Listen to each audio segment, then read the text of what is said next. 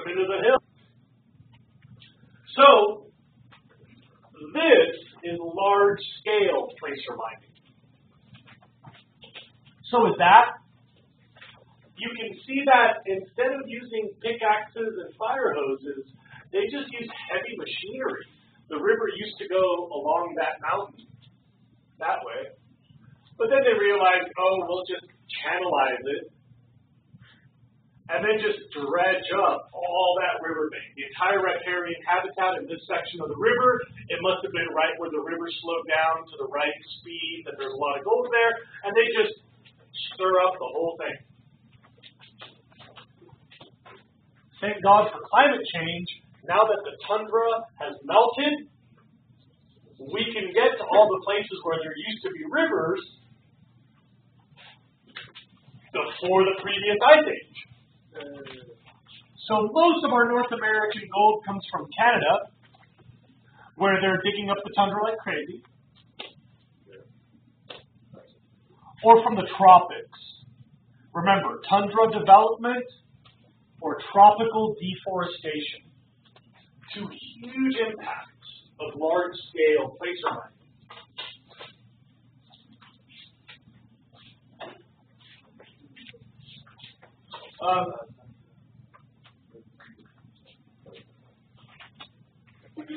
There's a point I have to make about many parts of the tropics. And the best way to say this sounds potentially racist, so I hope I get this out the right way. This is a part of the world where law enforcement is really touchy if it's present at all, and it may be non-existent in some regions. Well, it's just hard to get law enforcement into the secluded areas. And by the very nature of their seclusion, if me and my cop partner stumbled into a secret mining camp, an illegal mining camp, it's me and him versus an army of criminals that are probably committing all sorts of gnarly crimes to be there in the first place, like hunting for bushmeat. Most of that work is done by human slaves.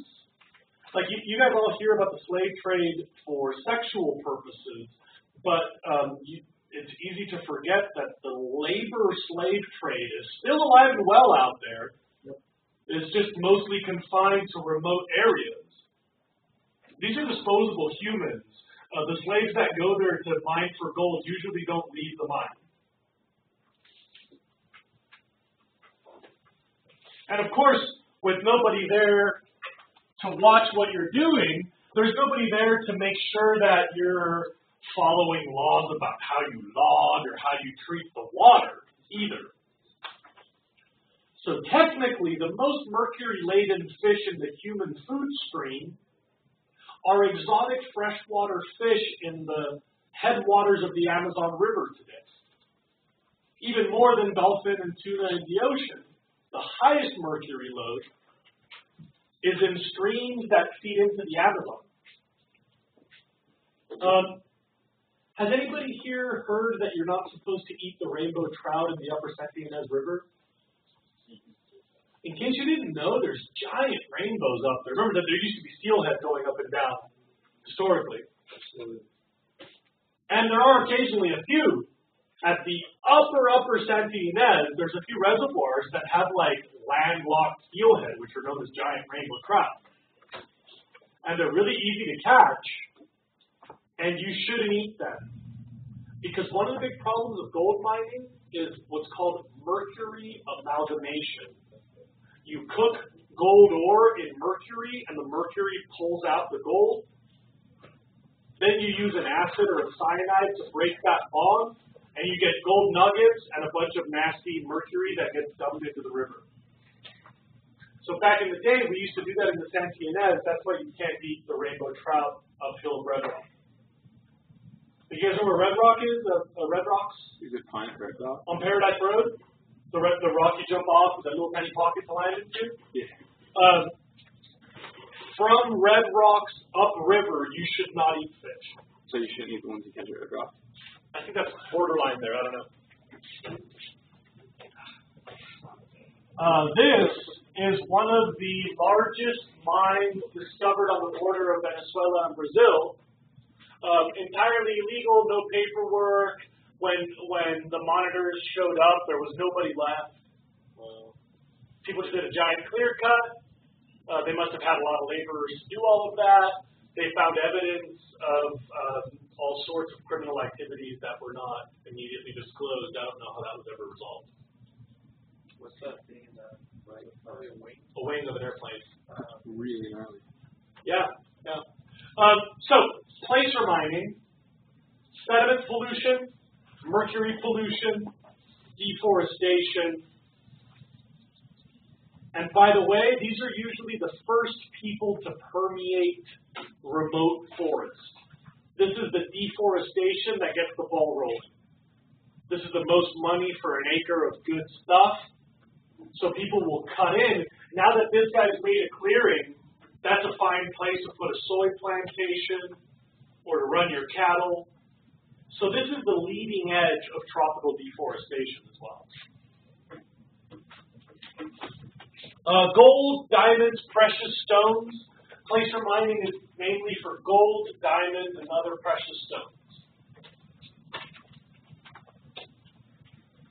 Next comes the Zoolander style, the type you're probably thinking of, with the cute little helmet and the cute little light, the cute little axes, and jumpsuits. Yeah, it's totally adorable.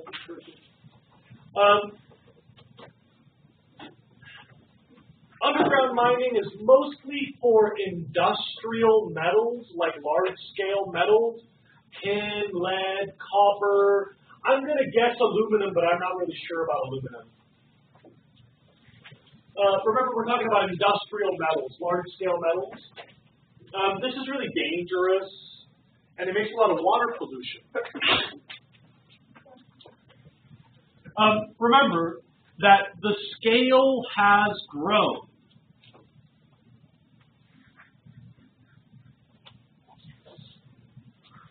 Like I've said repeatedly, the trend is for doing this bigger and bigger and bigger and bigger. So like this guy, there's probably not one of them left on the planet today.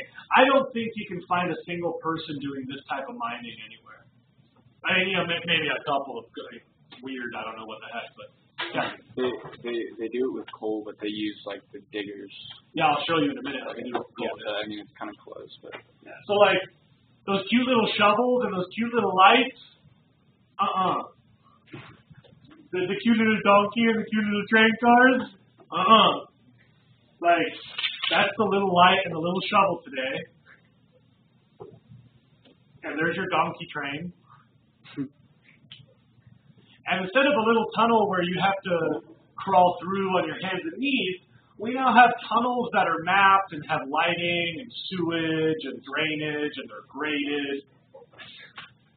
Sure. Now, I gotta tell you, if you like problem solving, like if you're into engineering, this is your dream job.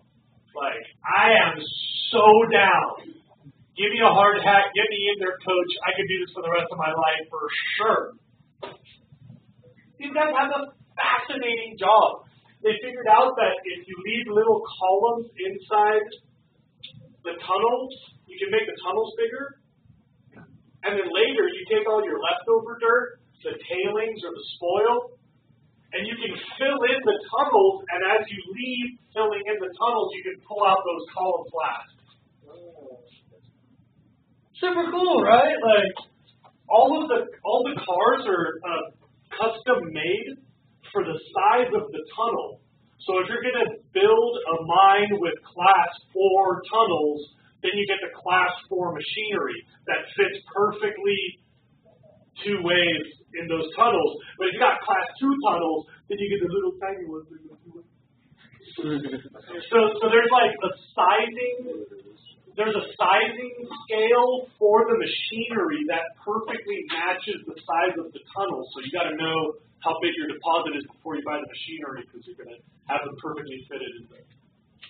Super neat. Super, super neat. And look at that, like all the crazy engineering, like figuring out how to map these mines.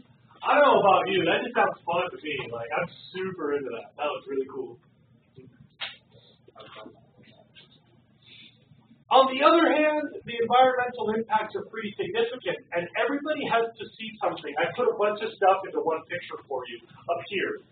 When you make a hole in the ground, you're going to get what are called either spoiler tailings. That's vocab for you.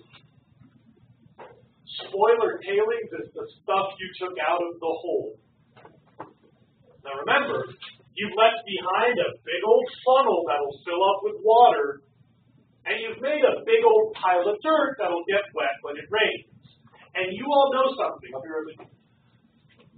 The dirt that was underground hadn't seen oxygen for a very long time. You bring it to the surface, and a variety of materials will oxidize when they see oxygen. And you should know that's a problem because oxides in water makes acid. So those oxidized materials mix with rainwater to make what's called acid mine drainage. Yeah? That's the ramp for driving out. So whatever you get out of there, you got to get it out of there. So they usually have elevator shafts for the humans, for the staff, so they can get in and out in a hopefully fire-protected area, and they can get in and out quickly in an emergency. But then there's ramps for the machinery to get in and out. So that's like when you're exiting the library parking thing, and there's that like spiral drive. So remember, we get groundwater pollution, surface water pollution, and there's one last thing that you probably have never heard of, which turns out to be a much bigger problem than you would imagine. Check this out. If I'm making a tunnel into a vein of coal and I accidentally spark, like with my pickaxe on a little piece of flint in the side of the rocks, and I make a spark, does everybody know that coal is flammable? What? And there's also methane and petroleum mixed in with the coal, yeah? Yeah, the coal dust. And there's a fire in China that some dude started like 460 years ago when he dropped a candle while mining for coal. It's still burning. The state of Pennsylvania has spent $50 million and counting on a fire that started in 1962. Oh yeah, it's the first time. And it's still burning, yeah. Yeah, Nobody lives there. There's places where the ground is hot and there's these columns of smoke that rise out of the earth where that fire got started 60. And that was all human stupidity. They put all their trash in a cave and then tried to burn it, and it was right next to a coal reserve. It is kind of a well-known. It is kind of a well-known fumble. It's a well-known fumble. But here's a number that I think is really staggering. Every year we're burning about 200 million tons of coal in fires and tunnels, which coincidentally makes more CO2 than all of America's cars per year. So if you look at the global warming consequences of our American cars, which every human knows about by now, that's technically less than the global warming caused by fires and underground coal basins. Isn't that kind of a shocking number? I'm blown away by that. I can't believe that escapes the radar of all of us. Yeah, but we don't think about it. Yeah. How does it get dogs? Well, I would imagine that all this rock is porous, so it must have some sort of a snorkel system to supply oxygen. But it's a reasonable question. I know that in some cases these are really easy to put out. You just close the door of the mine. So I assume that the exception to the rule must be those which have other vents. And here comes one more I want to show you guys. Open pit mining is